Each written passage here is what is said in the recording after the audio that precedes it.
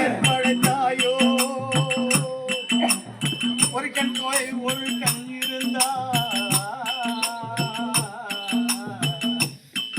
இறைவா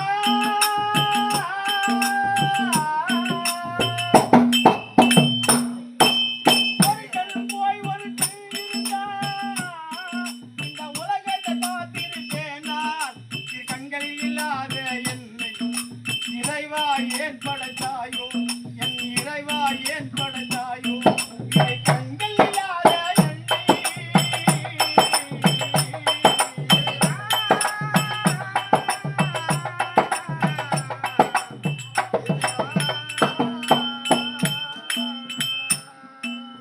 முந்தைய ஜென்மத்தில் யாரே யாராரு என்ன செய்தேனோ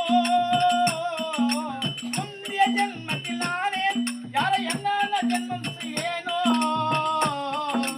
இறைவா ஏன் படைத்தாயோ இந்த உலகத்தில் தான் படைத்தாயோ இரு கண்கள் இல்லாத என்னை இறைவா ஏன் படைத்தாய்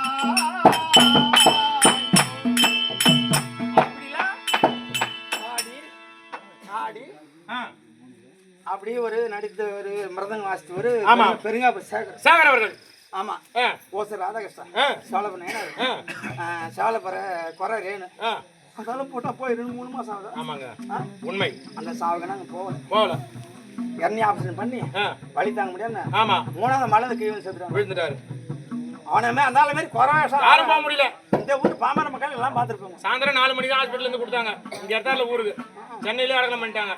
ஆனா அவர் கருமாதிக்கு நீ வரல. அதான் வரல.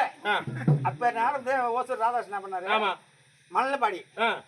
என்ன நாடகம்? மணல்ல பாடி. மணல்ல பாடில மலையாள வேற மணல்ல பாடி அதான் மணல்ல பாடி மலையாள வேற மலையாள வேற இன்னும் நாடகம் வச்சாரு. ஏதோ நாடகம் மலையாள வேற.